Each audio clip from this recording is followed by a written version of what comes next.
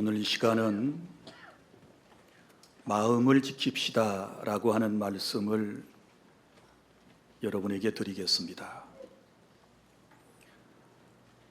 사람의 마음이라고 하는 것은 눈으로 볼 수도 없고 손으로 만질 수도 없지만 우리 삶에 있어서 너무나도 중요한 것입니다. 성경에 마음이라고 하는 단어가 무려 919번이나 언급되고 있습니다. 그만큼 하나님께서는 우리의 마음을 소중히 여기신다는 뜻이고 우리의 마음에 깊은 관심을 가지고 계시다라고 하는 뜻입니다. 우리가 세상에 살면서 지켜야 할 것들이 참 많이 있습니다. 먼저는 건강을 지키셔야 하겠지요. 아파 본 사람은 이렇게 말합니다. 건강할 때 건강을 지키십시오. 알아 누워 보니까, 병원에 입원해 보니까 세상에서 가장 소중한 것이 건강입니다라고 말들을 합니다. 사실 세상의 모든 것을 다 얻고도 건강을 상실해버리면 무슨 소용이 있겠습니까? 그래서 사람들은 건강을 지키기 위해서 참으로 여러 가지 노력들을 하는 것입니다. 그리고 또한 우리가 지켜야 할 것은 재산입니다. 재산이라고 하는 것은 부모로부터 이어받은 유산이 있고 또 내가 이 땅에 살면서 피와 땀과 눈물로 노력으로 얻어진 소중한 재산이 있습니다. 이 재산을 잘 지켜야 하지 않겠습니까?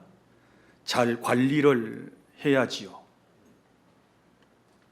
재산의 손실을 보신 분들은 정말 재산이 얼마나 소중한가를 다시 한번 깨닫게 되는 것이지요. 그래서 재산을 지키려고 많은 사람들이 발버둥을 치고 있지 않습니까? 그리고 또 우리가 지켜야 할 것 가운데는 권위라고 하는 것이 있습니다. 부모님은 자식에게 권위가 있으셔야 하지요. 자식에게 부모가 권위가 없다면 자녀를 양육하기가 매우 힘들 것입니다. 가르치는 선생님들께서도 선생님으로서의 권위가 있어야 제자들이 믿고 따르게 되지요.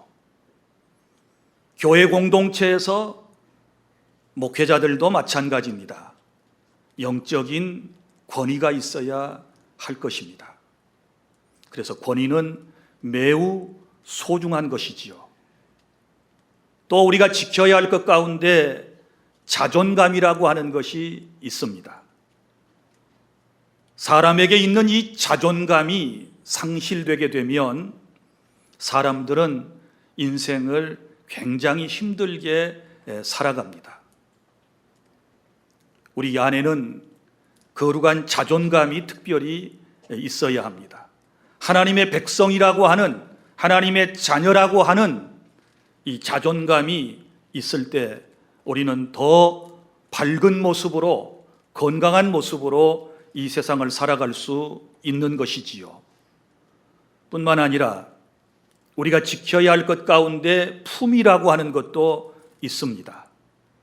그래서 직장의 기관장들은 소위 품위 유지비라고 하는 것도 책정을 하지 않습니까?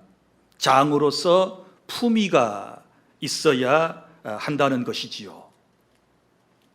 여러분, 우리가 세상에 살면서 지켜야 할 여러 가지 것들이 있습니다. 도덕도 지켜야 되고 윤리도 지켜야 되고 우리의 가정도 지켜야 되고 지켜야 할 것이 많지요. 그런데 오늘 주님께서는 우리에게 뭐라고 말씀하시는가를 들어보세요. 모든 지킬 만한 것 중에 더욱 내 마음을 지켜라. 우리가 지킬 것이 많이 있는데 마음을 지켜야 한다고 주님께서 우리에게 말씀을 하십니다. 자, 그러면 이 마음이라고 하는 것이 어떤 기능이 있으며 얼마나 소중한 것이기에 여러분 그 어떤 것보다도 우리의 마음을 지키라고 말씀을 하시는가? 첫째, 우리가 마음을 지켜야 할 이유는 생명의 근원이 마음에서부터 나오기 때문입니다. 모든 지킬 만한 것 중에 더욱 내 마음을 지키라. 생명의 근원이 이에서 남이니라. 이렇게 말씀을 했습니다. 이 말씀에 대한 설명을 더 여러분들에게 드린다면 이런 말씀이지요. 인생이 구원받는 과정을 보십시오. 인생의 구원은 하나님의 절대적인 주권과 하나님의 무조건적인 사랑에 의하여 시작이 됩니다. 그래서 하나님께서 구원받을 사람을 창세전에 하나님의 백성으로 먼저 선택하시고, 그리고 우리가 이 세상에 태어나게 되었을 때 누군가를 통하여 복음을 듣게 하시고 그 복음을 믿음으로써 구원받고 하나님의 자녀 천국 백성이 되게 해 주시는 것입니다. 그런데 우리가 복음을 들을 때 믿어야 되거든요. 믿는데 믿는다라고 할 때에 어떻게 믿느냐, 어디에 믿느냐라고 하는 문제가 대두하게 됩니다. 성경은 이렇게 말씀을 하고 있습니다. 로마서 10장 8절부터 9절까지 말씀을 다 함께 낭독하겠습니다. 시작. 그러면 무엇을 말하느냐? 말씀이 내게 가까워 내 입에 있으며 내 마음에 있다 하였으니 곧 우리가 전파하는 믿음의 말씀이라. 내가 만일 내 입으로 예수를 주로 시인하며 또 하나님께서 그를 죽은 자 가운데서 살리신 것을 내 마음에 믿으면 구원을 받으리라. 아멘. 믿음의 내용은 예수님께서 나를 위하여 십자가에서 나의 죄 때문에 죽으셨다는 사실과 그리고 나를 살리기 위하여 다시 부활하셨다는 이 사실을 내 마음에 믿는 것입니다. 내 마음에 믿으면 구원을 받을 것이다. 이렇게 말씀을 하셨습니다. 사랑하는 주 안의 성도 여러분, 그러므로 마음이라고 하는 것이 너무 중요하지요. 마음으로 믿어 의에 이르고 입으로 신하여 구원에 이른다고 그 10절 뒤에는 그렇게 또 말씀이 기록되어 있습니다. 이렇게 소중한 마음입니다. 내 마음으로 믿어 내가 구원을 받고 마음으로 믿어 의에 이르고 입으로 신하여 구원에 이르는 이 하나님의 구원 법칙은 변함이 없습니다. 그러므로 오늘 첫 번째, 내 마음이 소중한 이유, 내 마음을 지켜야 하는 것은 무엇을 의미하는가 하면 우리가 예수님을 마음속에 모시고 살아가잖아요. 주님과 함께 살아가는 사람은 구원의 확신을 가지라고 하는 말씀입니다. 우리가 때때로 세상에 살다 보면 구원의 확신이 엄청난 공격을 받을 때가 있습니다. 우리의 마음이 연약해지고 내 삶이 하나님의 영광에서 떠나 죄를 짓게 될 때 내 마음에 어떤 마음이 생길까요? 나는 구원받지 못했을 것이다 라고 하는 이런 마음이 생기면서 우리의 구원관이 흔들리게 됩니다. 여러분, 그래서는 안 됩니다. 우리가 분명히 알아야 할 것은 구원이라고 하는 것은 하나님의 전적인 은혜에 의한 선물임을 믿으시기를 바랍니다. 그리고 한 번 믿은 구원은 여러분이 진정으로 예수님을 믿는다면 영원하다는 사실을 믿으시기를 바랍니다. 우리의 구원은 변함이 없습니다. 그러니까 첫 번째, 내 마음을 지키고 생명의 근원이 마음에서부터 난다는 말은 구원의 확신을 잘 간직하고 사단에게 우리의 마음을 내어주지 말아라. 그래서 구원이 흔들리지 않아야 된다라는 것을 우리에게 시사해주고 있는 것입니다. 사랑하는 주 안의 성도 여러분, 영생을 주시기로 작정된 자는 다 믿더라. 사도행전 13장 48절에 주님께서 말씀을 해주셨고, 예수 그리스도를 구주로 믿는 사람은 사망에서 생명으로 옮겼다고 요한복음 5장 24절에도 말씀을 하셨습니다. 그래서 내 마음을 지키라고 하는 첫 번째 의미는 구원의 확신을 잘 지켜나가야 한다라고 하는 말씀입니다. 사랑하는 주 안의 성도 여러분, 우리 다른 것 다 중요하지만 내가 구원받은 하나님의 백성이라는 확신이 내 안에 있게 되었을 때 우리가 하나님을 더 사랑하게 될 것이고, 죄와 싸워서 승리하게 될 것이고, 하나님의 영광을 위하여 하나님의 사랑 가운데서 살아갈 수 있다라고 하는 사실을 믿으시기를 바랍니다. 그 다음에 둘째로, 우리의 마음이 소중한 까닭은 하나님께서는 우리의 마음을 보시기 때문에 우리의 마음을 잘 지켜야 될 줄로 믿으시기를 바랍니다. 하나님께서는 외모보다는 사람의 중심을 보신다, 이렇게 말씀을 하셨습니다. 구약성경 사무엘상 16장 7절 말씀을 우리 다 함께 찾아서 낭독하겠습니다. 시작. 여호와께서 사무엘에게 이르시되 그의 용모와 키를 보지 말라. 내가 이미 그를 버렸노라. 내가 보는 것은 사람과 같지 아니하니 사람은 외모를 보거니와 나 여호와는 중심을 보느니라 하시더라. 아멘. 사람은 외모를 보지만 하나님께서는 사람의 중심, 마음을 보신다, 이렇게 말씀을 하셨습니다. 사랑하는 주 안의 성도 여러분, 사람들은 종교적 행위나 신앙생활의 결과를 가지고 평가하려고 하지만 주님은 우리의 마음을 보시고 저와 여러분을 평가한다는 사실을 믿으시기를 바랍니다. 내 마음속에 정말 하나님을 사랑하는 마음이 있는가? 내 마음속에 정말 그분을 존경하는 마음이 있는가? 주님께서는 항상 우리의 마음 안에 계시면서 우리의 마음을 살펴보고 계시거든요. 신약성경 마가복음 12장 38절부터 44절에 보면 두 부류의 사람이 나오는 것을 볼 수 있습니다. 우리 다 함께 마가복음 12장 38절부터 40절까지 말씀을 먼저 낭독하겠는데, 여기는 서기관들의 삶이 나와 있습니다. 다 함께 시작. 예수께서 가르치실 때 이르시되 긴 옷을 입고 다니는 것과 시장에서 문안받는 것과 회당의 높은 자리와 잔치의 윗자리를 원하는 서기관들을 삼가라. 그들은 과부의 가산을 삼키며 외식으로 길게 기도하는 자니 그 받는 판결이 더욱 중하리라 하시니라. 아멘. 이 말이 무슨 말입니까? 여기 서기관들의 당시의 작태가 기록되어 있는데, 이 사람들은 긴 옷을 입고 다녔다. 특별히 서기관들이 입는 의복을 갖춰서 입고, 시장에서 문안받는 것, 다른 사람에게 인사받는 것을 좋아하고, 회당에 가서는 높은 자리에 앉고 잔치에 가서는 윗자리를 원하는 사람들이다 라고 말했습니다. 그들은 과부의 가산을 삼키는 사람들이고 외식으로 길게 기도한다 그랬습니다. 왜 그럴까요? 남에게 잘 보이려고, 사람에게 잘 보이려고, 사람들에게 인정받으려고 그들은 그러한 삶을 살았던 것입니다.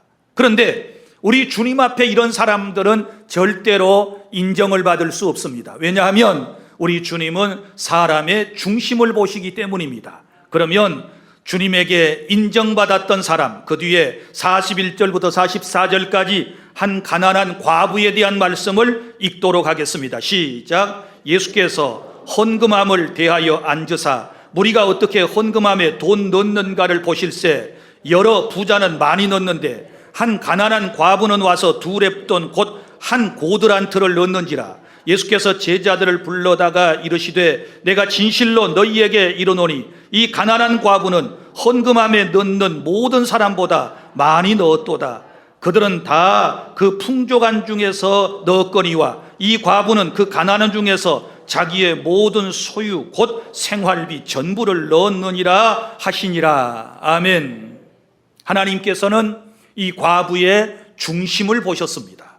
생활비 전부를 넣은 것을 주님은 보셨습니다. 사랑하는 주 안의 성도 여러분, 왜 우리의 마음이 중요합니까? 우리 하나님께서는 저와 여러분들의 마음을, 중심을 보고 계시기 때문에 그런 것입니다. 그래서 우리가 주님 앞에 나와서 예배할 때마다 서기관과 바리새인과 같이 남을 의식하면서 사람에게 잘 보이려고 하는 그런 마음의 태도보다는 여기 한 가난한 과부처럼 비록 보잘것없고 연약한 존재였고 가진 것도 많지 않았지만 자기 중심을 하나님께 드릴 때 이제 주님에게 인정을 받은 것처럼 이 과부와 같은 이런 아름다운 마음을 가지고 예배하고 신앙생활하고 세상에 살아갈 때 주님께서 우리의 마음 안에 계시면서 우리에게 힘을 주시고 우리에게 능력을 베풀어 주시고 우리로 하여금 사랑을 느끼게 하며 우리로 하여금 항상 담대하게 살아갈 수 있도록 성령으로 역사하신다는 사실을 믿으시기를 바랍니다. 오늘 예배하는 저와 여러분의 모든 마음이 하나님 앞에 다 인정받으실 수 있기를 바랍니다. 다시 말합니다. 사람은 외모를 보거니와 우리 하나님은 중심을 보신다. 그러므로 여러분의 중심 속에 주님 사랑하는 마음과 중심 속에 정말 하나님을 열망하는 순수한 마음을 꼭 마음에 가져주시기를 바랍니다. 그리고 셋째로 우리의 마음을 지켜야 할 이유가 있습니다. 그것은 우리의 마음밭에서 많은 열매가 맺기 때문에 우리의 마음을 잘 지켜야 될 줄 믿으시기를 바랍니다. 여러분, 마태복음 13장에 어떤 내용이 많이 나옵니까? 비유가 많이 나오지요. 그래서 마태복음 13장을 비유장이라 이렇게 말하는 것입니다. 우리 마태복음 13장 1절부터 23절까지 쭉 보면 거기 많은 비유 가운데서 씨 뿌리는 비유가 맨 처음 등장하고 여기에는 설명까지도 상세하게 기록되어 있는 것을 볼 수 있습니다. 우리 다 함께 마태복음 13장 18절부터 23절까지 말씀을 낭독하겠습니다. 시작. 그런즉 씨 뿌리는 비유를 들으라. 아무나 천국 말씀을 듣고 깨닫지 못할 때는 악한 자가 와서 그 마음에 뿌려진 것을 빼앗나니 이는 곧 길가에 뿌려진 자요 돌밭에 뿌려졌다는 것은 말씀을 듣고 즉시 기쁨으로 받되 그 속에 뿌리가 없어 잠시 견디다가 말씀으로 말미암아 환난이나 박해가 일어날 때는 곧 넘어지는 자요 가시 뜰기에 뿌려졌다는 것은 말씀을 들으나 세상의 염려와 재물의 유혹에 말씀이 막혀 결실하지 못하는 자요 좋은 땅에 뿌려졌다는 것은 말씀을 듣고 깨닫는 자니 결실하여 어떤 것은 100배, 어떤 것은 60배, 어떤 것은 30배가 되느니라 하시더라. 아멘. 여기서 이 씨 뿌리는 비유에서 씨는 천국을 의미하고 천국 복음을 의미합니다. 그리고 뿌리는 자는 예수 그리스도와 그리고 복음을 전하는 사람들을 의미하고 그리고 또 밭에 뿌려졌다라고 하는 네 종류의 밭은 세상을 의미하고 각 사람의 마음, 곧 우리들의 마음을 의미하고 있는 것입니다. 여기서 분명히 알아야 할 것은 씨앗은 문제가 없습니다. 씨앗은 좋은 씨앗입니다. 그런데 이 씨앗을 뿌리게 되었을 때 네 종류의 밭에 뿌려졌다라고 말씀을 합니다. 첫 번째, 딱딱한 길밭에 길가에 뿌려졌습니다. 땅바닥에 뿌려졌지요. 그 다음에 두 번째는 돌짝밭에 뿌려졌습니다. 그 다음에 세 번째는 가시떨기 속에 뿌려졌습니다. 안타깝게도 이 세 종류의 밭에서는 아무것도 나오지 못했거나 혹은 나오다가 얼마 되지 않아서 다 죽어버리고 결실을 맺지 못했습니다. 마지막 좋은 땅에 뿌려진 씨앗은 잘 자라나서 여기서 100배, 60배, 30배의 열매를 맺었다. 이렇게 말씀을 하고 있습니다. 사랑하는 주 안의 성도 여러분, 말씀은 다시 말하지만 이상이 없습니다. 문제는 뭐라고요? 밭이라고 그랬습니다. 오늘 하나님의 말씀은 여러분에게 아무런 문제가 없이 뿌려지고 선포되고 있습니다. 문제는 여러분 각자의 마음 밭입니다. 어떤 사람은 아주 길바닥처럼 번질번질 이렇게 굳어버린 이런 마음을 가진 사람들이 있습니다. 이런 사람들의 마음밭에 하나님의 말씀이 떨어져 봐야 곧 새들이 와서 쪼아먹게 될 것입니다. 그 다음에 돌짝밭에 뿌려진 씨앗은 어떻습니까? 씨앗이 잠깐 돌 밑에 들어가면 거기 습기가 있어서 잠깐 자라날 수 있지만 얼마 자라지 못하고 죽을 것입니다. 또 가시떨기 속에 뿌려진 씨앗도 마찬가지일 것입니다. 처음에는 나는 듯하지만 여러 가지 주님이 오늘 설명해 주신 대로 뭐 환난이나 핍박이나 이런 것들 때문에 자라지 못하고 죽어버리게 된다라고 말씀을 했습니다. 중요한 것은 지금 여러분들의 마음밭입니다. 여러분들의 마음밭이 지금 이 네 종류의 마음밭 가운데서 어떤 마음의 밭인가? 좋은 마음의 밭이 되어야 말씀이 여러분의 삶 속에서 100배, 그 다음에 60배, 30배의 열매를 맺게 될 터인데 마음을 그대로 둔 상태에서는 절대로 신앙의 아름다운 열매가 맺힐 수 없습니다. 그래서 마음밭을 치료하는 작업을 뭐라고 그러는가 하면 이것을 내적 치유라고 그럽니다. 우리의 마음이 치유를 받아야 돼요. 마음이 상한 상태에서는 절대로 여러분들이 말씀을 통하여 은혜를 받을 수가 없는 것입니다. 여러분의 마음의 밭을 부드럽게 만들어야 돼요. 그러면 여러분 밭을 일구려면 어떻게 해야 될까요?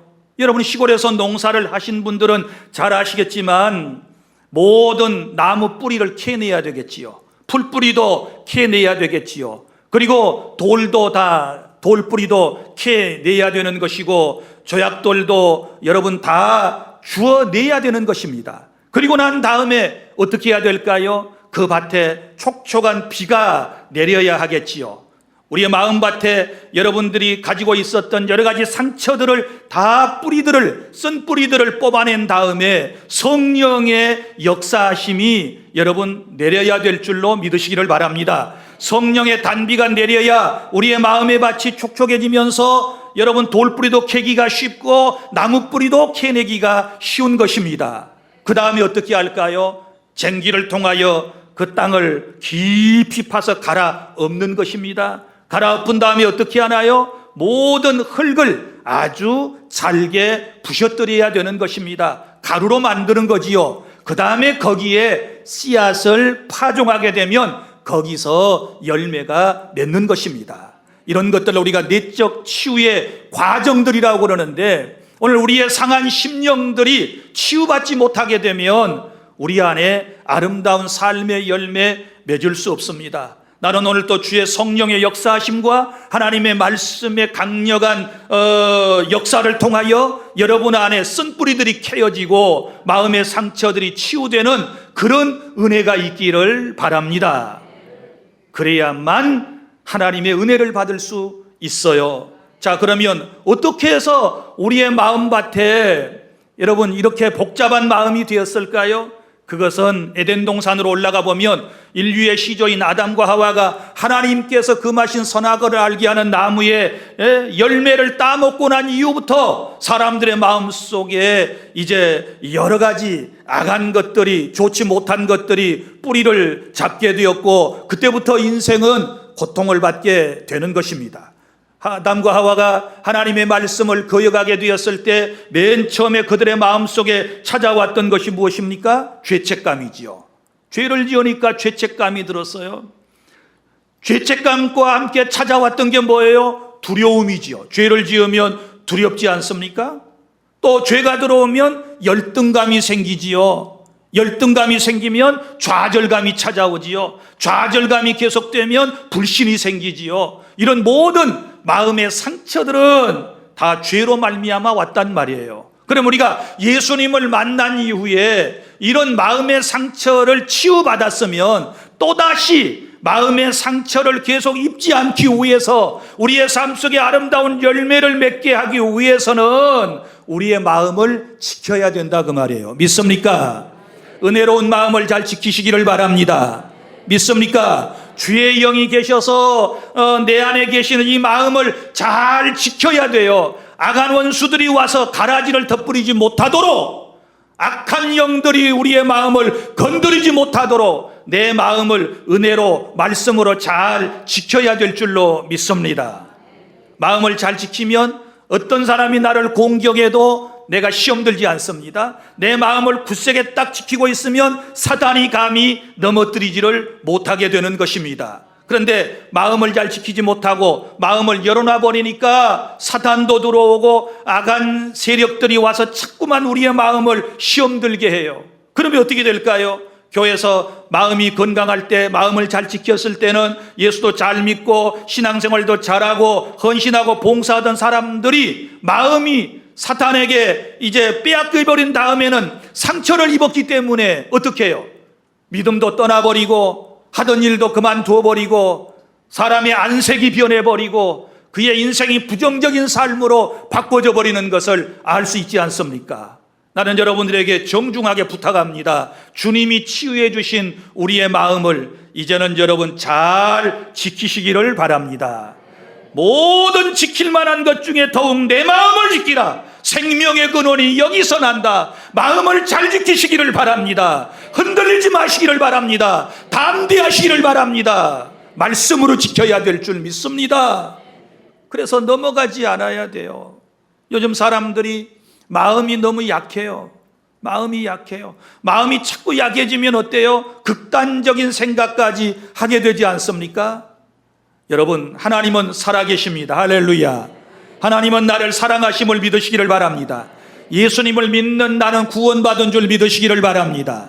내 마음을 주님 앞에 드렸을 때 주님은 내 안에 들어오시고 나와 함께 하셔서 나를 영원히 사랑하심을 믿으시기를 바랍니다. 그리고 내 마음밭에 아름다운 열매가 맺히기를 원하시는 분은 하나님이시라는 사실을 믿으시기를 바랍니다. 이런 아름다운 마음 동산을 사탄에게 빼앗기지 않도록, 세상에게 빼앗기지 않도록 지금부터 잘 지켜야 돼요. 다시 한번 권면합니다. 마음을 잘 지키시기를 바랍니다. 말씀으로 지키시기를 바랍니다. 은혜로 지키시기를 바랍니다. 기도하면서 지켜나가시기를 바랍니다. 자꾸 흔들리는 갈대처럼 이리저리 세찬 세상의 바람에 흔들려가지고 어떻게 우리가 승리할 수 있겠습니까? 사랑하는 주 안의 성도 여러분, 이제 말씀을 맺습니다. 사람의 마음이 중요하다고 주님께서 우리에게 말씀을 하셨습니다. 사람의 마음에서 말과 삶의 태도와 행실이 다 나오게 되는 것입니다. 그리고 사람의 마음이 곧 내 삶의 모습이 되는 것입니다. 그래서 마음이 무너지면 모든 것이 다 무너지기 때문에 주님을 통하여 치유받은 내 마음을 지금부터 잘 지켜야 되고, 혹여 아직까지도 마음을 치유받지 못한 사람은 주님께 지금 마음을 빨리 보여드리셔야 돼요. 치유받으려면 어떻게 해야 돼요? 우리가 육신의 병에 걸려서 병원에 갔을 때도 한번 생각해 봐요. 어떻게 치유받습니까? 먼저 의사를 만납니다. 그리고 자기의 상처를 다 보여주지요. 부끄럽지만 보여줘야 돼요. 말하기 힘들지만 내가 어떻게 아프다고 말해줘야 의사가 치료해 줍니다. 물론 만병의 의사가 되시는 우리 주님은 말하지 않아도 다 알고 계시지만 그럼에도 불구하고 나는 내 아픈 모습을 보여드리고 말씀을 드려야 되는 거예요. 그게 부끄러울 수 있어요. 그게 힘든 과정일 수 있어요. 그러나 그렇게 해야만 여러분의 모든 영육의 질병이 치유받게 될 줄로 믿으시기를 바랍니다. 그리고 마음에 받은 상처를 솔직하게 주님 앞에 고백하고 주님께서 이제 다 사랑으로 치유해 주신 이 모든 우리의 마음을 이제는 잘 보존해 주시기를 바랍니다. 잘 지켜주시기를 바랍니다. 그래서 이제부터 구원의 확신을 가지고 살아가시기를 바랍니다. 하나님 앞에서 정말 진실하고 좋은 마음을 만들어서 하나님을 기쁘시게 하는 복된 성도 여러분의 마음이 다 되시기를 주님의 이름으로 축복합니다. 기도하겠습니다. 우리 아버지 하나님, 은혜와 사랑을 감사합니다. 우리 주 안의 모든 성도들이 마음을 지키게 하여 주시옵소서. 생명의 근원이 마음에서 나온다고 했습니다. 마음으로 믿어 구원받고 마음으로 믿어 의에 이르고 입으로 시인하여 구원받는 이 믿음을 잘 지키게 하여 주시옵소서. 이 구원의 확신이 흔들리지 않도록 도와주시기를 원합니다. 하나님은 외모를 보시는 것보다 우리 중심을 보신다고 하셨으니 하나님 사랑하는 내 마음을 잘 지켜나가게 하여 주시옵소서. 그리고 우리의 마음의 밭을 옥토로 만들어 좋은 밭으로 만들어서 말씀이 떨어질 때 30배, 60배, 100배의 아름다운 열매를 맺게 하여 주시옵소서. 아직도 마음의 상처를 치유받지 못한 사람들, 오늘도 주님 앞에 자신의 마음을 보여드리며 치유받기를 원할 때 주님이 만져주셔서 마음의 상처를 깨끗하게 고쳐 주시옵소서. 행복한 마음, 건강한 마음이 다 되게 하여 주시옵소서. 담대한 마음이 되게 하여 주시옵소서. 용기를 가지고 일어서게 하여 주시옵소서. 말씀 의지하여 세상으로 나가게 하여 주시옵소서. 사람이 심령이 상하면 누가 능히 그것을 일으키겠느냐라고 주님이 말씀했사오니 우리의 마음이 무너지면 내 인생이 무너진다는 것을 알고 진리 안에서 성령 안에서 마음을 굳게 세우게 하여 주시옵소서. 예수님 이름으로 기도하옵나이다. 아멘.